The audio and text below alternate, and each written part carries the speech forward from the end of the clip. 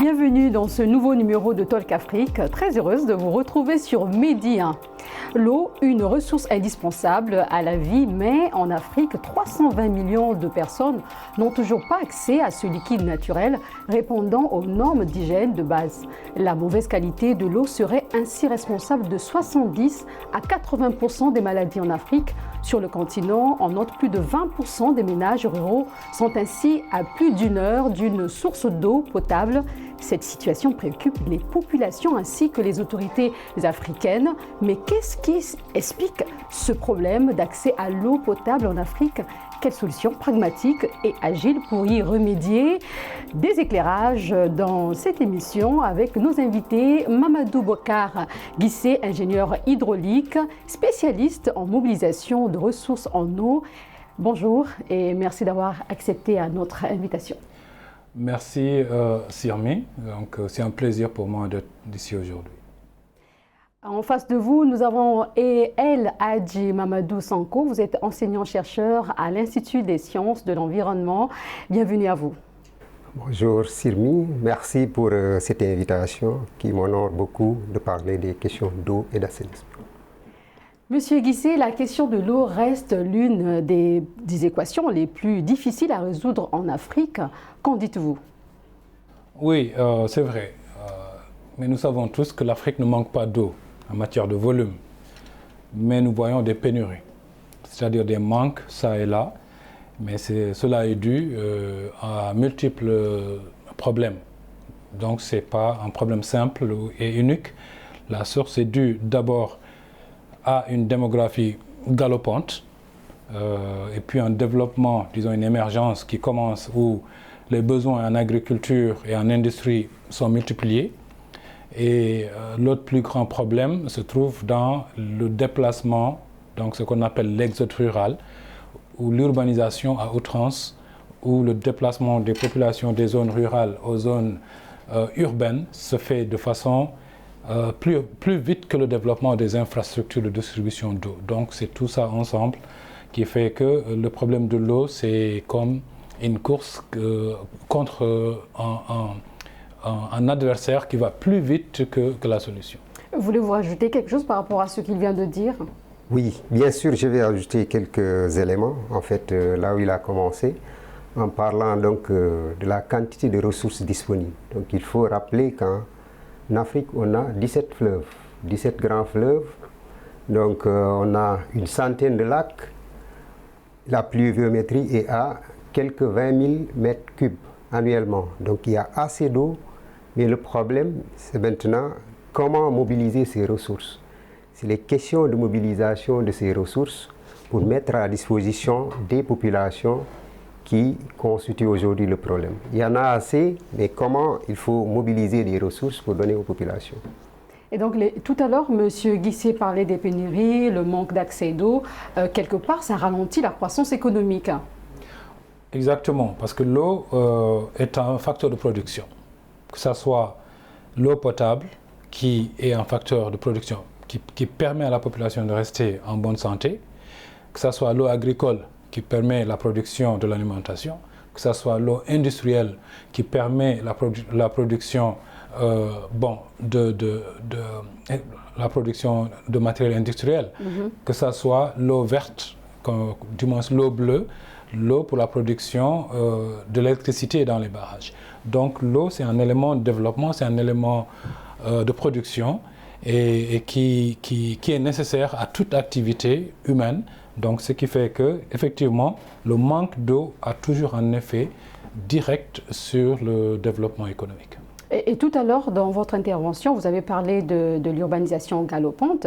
L'Afrique abrite aujourd'hui 1,2 milliard d'habitants et la population africaine devrait doubler d'ici à 2050 avec cette urbanisation galopante dont vous parlez. La demande en eau devient de plus en plus forte. Ne risque-t-on pas à l'avenir d'être confronté à des difficultés pour faire tourner les industries ou faire de l'agriculture, Monsieur Guissé? Oui, merci. Donc je crois que nous sommes déjà dans les problèmes. On ne parle plus d'avenir. Parce que nous sommes à un moment où l'eau produite pour les grands centres urbains africains n'est pas suffisante pour combler la demande en eau.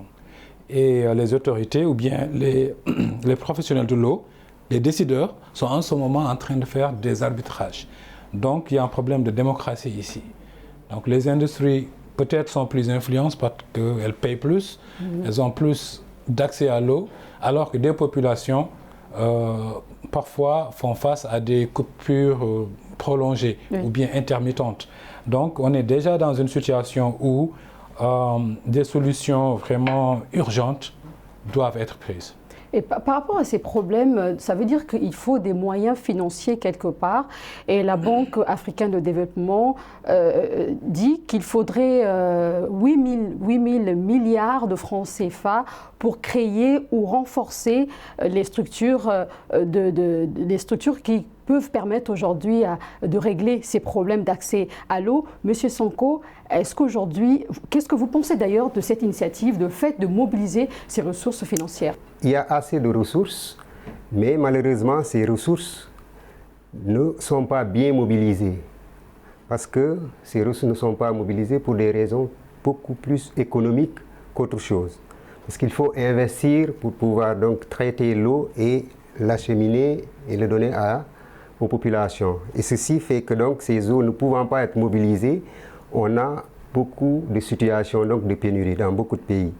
Et donc l'initiative de la BAD va permettre donc à ces pays d'avoir les ressources financières nécessaires pour investir dans la mobilisation de ces ressources, les traitements, le transport et la distribution au niveau des ménages. Donc c'est une initiative qu'il faut saluer et qui doit être renforcée pour donc arriver donc à couvrir les besoins de ces populations. Étant entendu que ce n'est pas seulement pour les populations urbaines, et c'est ça souvent la disparité qu'on constate. L'essentiel des investissements sont orientés pour satisfaire les besoins pour les populations urbaines, alors que des fois les populations rurales n'ont pas les mêmes qualités de service. Et qu'est-ce qu'il faut faire justement pour en arriver là? Pour qu'ils aient ces services de qualité? Qu'est-ce qu'il faut faire? Il faut investir. Sauf que maintenant, il y a aussi des questions économiques qui ressurgissent. Est-ce que pour 100 personnes, l'investissement pour donner de l'eau à 100 personnes par rapport à l'investissement pour donner à 1 million de personnes, je pense que c'est plus rentable de donner à 1 million de personnes parce que là, vous êtes dans les questions de rentabilité. Maintenant, si on intègre les questions d'équité sociale, je pense que là, normalement, les pouvoirs doivent mobiliser les ressources nécessaires pour donner donc aux populations. On a constaté, si on veut maintenant donner l'eau par rapport à son coût de production, on a constaté dans beaucoup de cas que c'est en milieu rural où l'eau est beaucoup plus chère donc que dans les milieux urbains. La mauvaise qualité de l'eau serait responsable des maladies en Afrique de 70 à 80%. Comment comment protéger les populations contre ces maladies? Oui, donc on va retourner à la même question de l'investissement. Donc il faut d'abord investir dans la connaissance de la ressource. Parce que tous les problèmes qui suivent, que ce soit l'accessibilité, que ce soit le volume, que ce soit la qualité de l'eau, bon, avec les résultats dont vous avez parlé, les maladies hydriques, les décès pour les enfants. Donc tout cela, si on ne retourne pas au point de départ qui consiste à connaître la ressource, connaître sa quantité parce qu'elle est limitée au fait, même si elle est abondante, elle est limitée. Au moins la partie qui est renouvelable. La partie qui est renouvelable chaque année grâce à la pluviométrie, elle est limitée. Donc, si on connaît la ressource, on connaît là où elle est située dans nos territoires, avec quantité et qualité, là on pourra immédiatement placer le doigt là où la qualité est médiocre et définir les origines de la pollution. Elle peut être une pollution naturelle. Si on, par exemple, le cas du Sénégal, dans la zone du Saloum, okay. Voilà, donc on voit que l'eau est fluorée là-bas, et c'est un effet naturel, ce n'est pas une pollution artificielle. Donc, et si la qualité n'est pas adaptée, maintenant, faire des investissements afin de l'améliorer. on revient encore à la question des ressources financières. Est-ce que nos États sont capables financièrement de supporter la production, le traitement qui rend potable, le transport, la distribution et l'épuration ensuite avant le rejet dans la nature? Donc c'est une question d'investissement, c'est une question de choix politique et c'est une question vraiment, ça revient tout le temps à une question de combien ça coûte et quelles sont nos ressources disponibles à cela. Cela attire quand même l'attention aussi des experts comme vous, les scientifiques. Quel est donc l'apport des scientifiques africains dans la résolution du problème d'accès à l'eau? Bon, je crois que si vous allez sur le net et vous faites une recherche, vous allez trouver une panoplie d'articles, de présentations, de livres, de réseaux même d'individus avec des connaissances avérées qui proposent des plans, qui proposent des solutions. Et aussi, bon, disons-le aussi, tout n'est pas négatif. Il y a vraiment, les gouvernements sont à même sur la question de l'eau. Le Sénégal a pris l'eau au sérieux depuis très longtemps. On va y arriver pour le Sénégal, ne vous en faites pas. Voilà, donc c'est dire que la volonté est là, mais il faut un mouvement d'ensemble parce qu'il faut qu'on crée une sorte de coopération autour de l'eau. Voilà, c'est quelque chose sur laquelle nous devons influencer nos dirigeants, qu'ils sachent que si l'accès à la ressource est trop cher pour nos capacités financières, pourquoi pas faire une sorte de pooling des pays limitrophes qui partagent des bassins de surface, qui partagent des nappes souterraines. Pourquoi pas, au lieu que chacun investisse de son côté. Mais nous avons l'impression que vous proposez, les chercheurs font des études, mais à la fin, on ne voit pas l'action. Qu'est-ce qui se passe? C'est quoi le problème? Bon, le problème, je ne vois pas de problème. Ce que je vois, c'est que les dirigeants, ils ont leur plan d'action, ils ont leur politique, ils ont leur direction. Maintenant, la plupart des pays n'ont pas une politique nationale de l'eau. Et sans politique nationale de l'eau, c'est très difficile d'avoir un raisonnement cohérent ou bien une action cohérente allant de la connaissance à la mise en œuvre. Et il y a, en Afrique de l'Ouest, ce que j'en connais, c'est le Ghana. Seul le Ghana a une politique nationale de l'eau, de la ressource, de sa quantité, de sa distribution, de son utilisation. Et là, tout est régulé.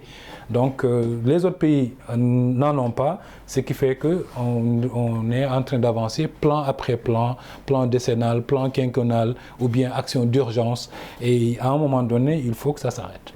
D'accord. Alors, Monsieur Sonko, on va parler du Sénégal.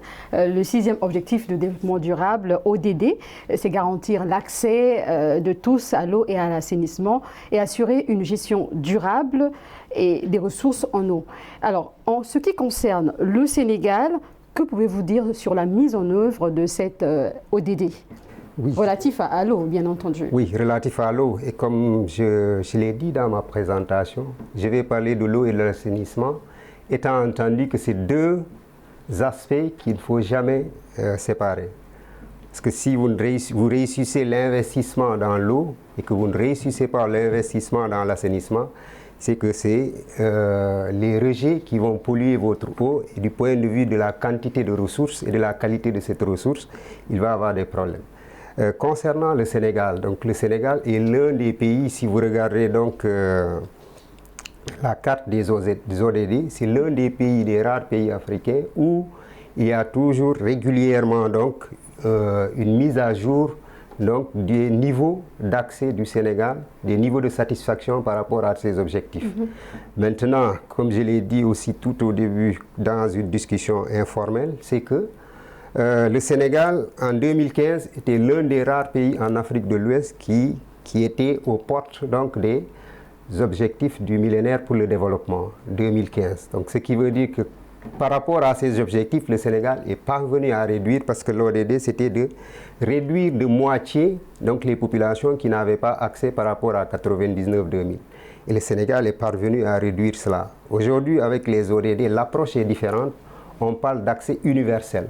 Donc c'est toutes les personnes qui doivent accéder à cette ressource. Et là, je peux vous assurer que le Sénégal est bien avancé, mais il y a toujours des problèmes d'investissement, quand on voit qu'il y a toujours à Dakar des coupures, c'est que l'universalité reste encore.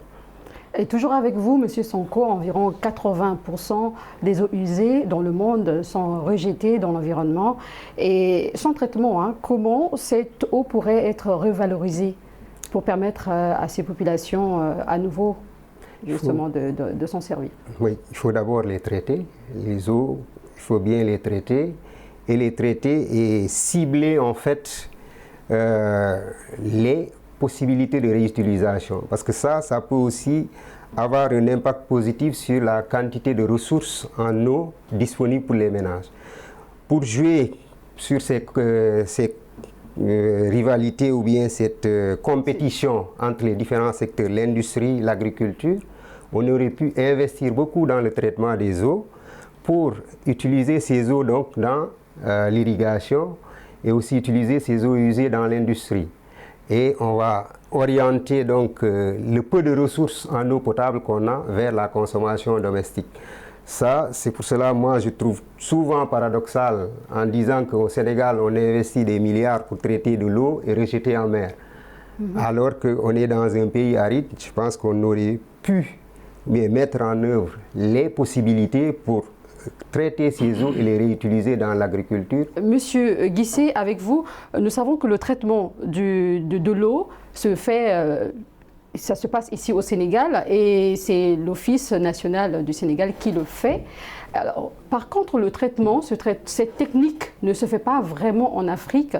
Pourquoi?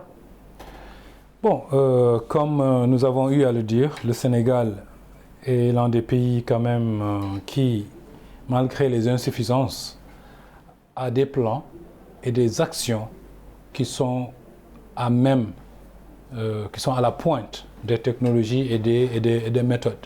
Parce que le Sénégal a compris une chose, que l'eau usée peut être économique. Donc c'est pourquoi au niveau de l'ONAS, donc c'est l'Office national de l'assainissement du Sénégal, ils ont un programme de mise en valeur des bouts de vidange. Donc que ce soit les eaux usées domestiques ou industrielles, une fois traitées avant le rejet. Bon, là aussi je vais faire une petite pause pour parler des eaux industrielles qui malheureusement ne sont pas totalement traitées avant le rejet. Donc ça aussi, le Sénégal vient de démarrer un projet de 93 milliards de francs sur 3 ans pour la dépollution de la baie de Han. Parce que nous savons que 60% de l'industrie du pays se trouve sur la baie de Han, c'est-à-dire du port de Dakar à Yarar. Donc, c'est dire qu'avec des partenaires techniques et financiers, les travaux ont commencé après 30 ans d'attente. Mais à partir de maintenant, tous les industriels, on va leur appliquer ce qu'on appelle le principe pollueur-payeur. Donc, quand ils produisent des déchets, ils vont payer une somme qui va être utilisée pour justement payer le traitement de ces eaux usées industrielles avant leur rejet. Donc il y a un programme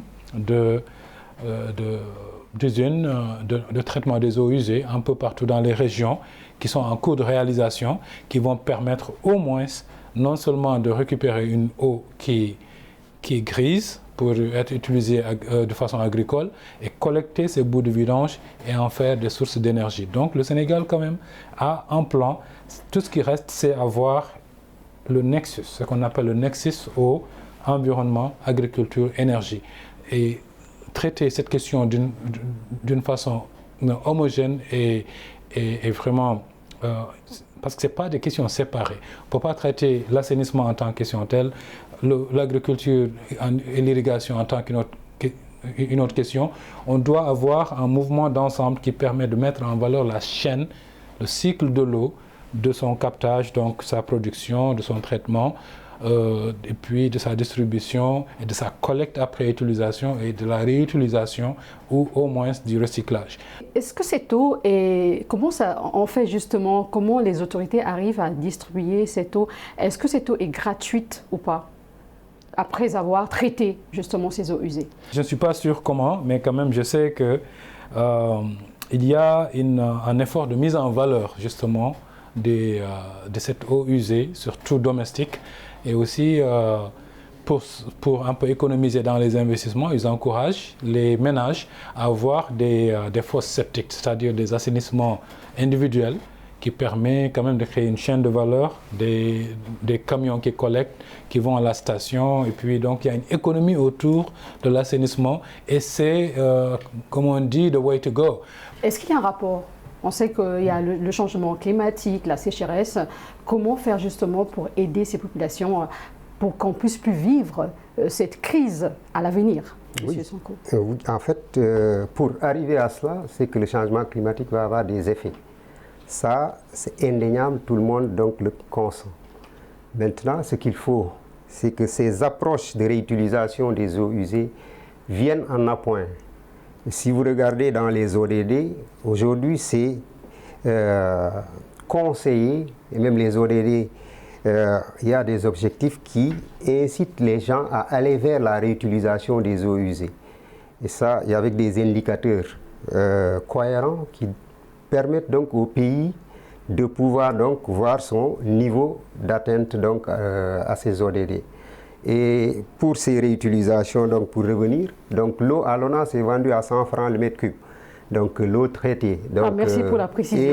Et donc 100 francs le mètre cube. Et on a pu constater que les industriels venaient chercher, surtout quand on faisait l'autoroute à péage. Les gens venaient avec des camions pour chercher l'eau, pour arroser. Donc ça a permis de préserver en fait les ressources qui étaient limitées. Donc quelque part, il y a aussi un investissement à côté que la FAO avait octroyé à l'ONAS, où donc il traitait autour de 5000 mètres cubes qu'il donnait régulièrement donc aux maraîchers qui étaient à côté. Et donc il y avait aussi un protocole avec le golfe de Dakar qui n'est plus en vigueur aujourd'hui. Donc pour dire que les initiatives sont là. Maintenant, il faut les développer. Et ce sont ces initiatives qui vont donc aider en fait les pouvoirs publics, aussi les populations, à juguler les impacts négatifs donc, du changement climatique. Parce que ça va se sentir par la rareté de la ressource en eau. Et pour combler cette difficulté ou ce déficit, donc il faut apporter des ressources en eau qui étaient considérées comme étant donc des eaux qui n'avaient aucune valeur. Il nous reste juste quelques minutes avant de clore cette émission. Monsieur Guissé, le prochain forum mondial de l'eau se tiendra à Dakar. À quoi peut-on s'attendre à l'issue de ce grand événement? Il a été annoncé que le forum mondial de l'eau est reporté en 2022 en vue à cause de la pandémie à coronavirus. Parce que le Sénégal veut faire un forum qui va mobiliser tous les acteurs mondiaux de l'eau.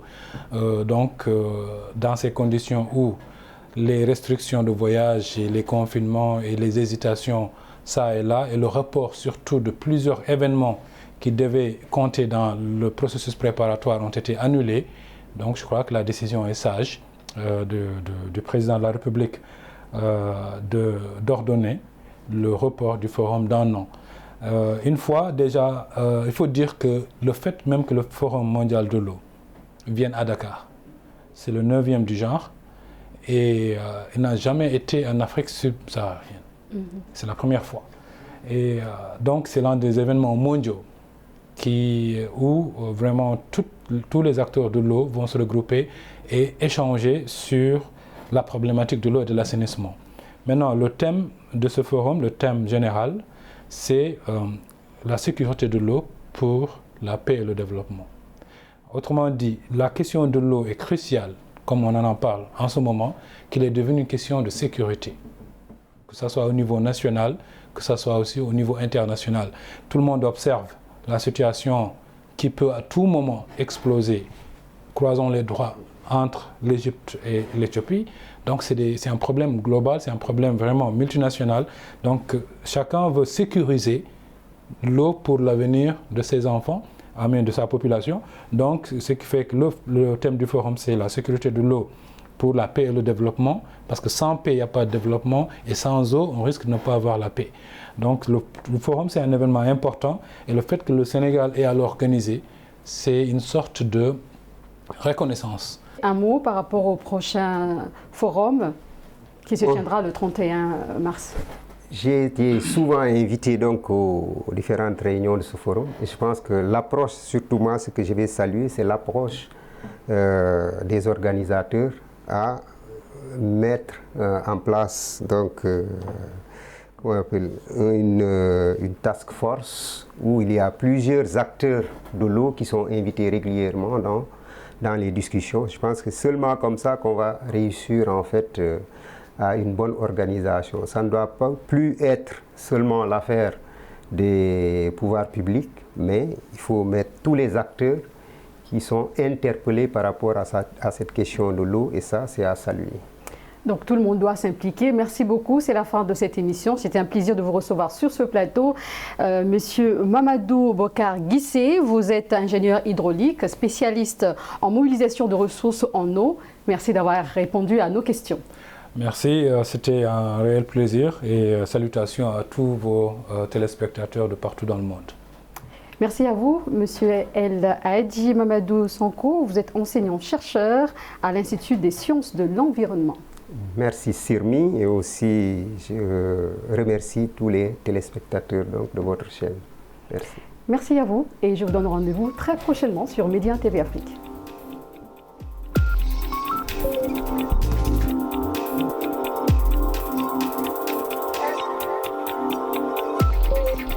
Thank you.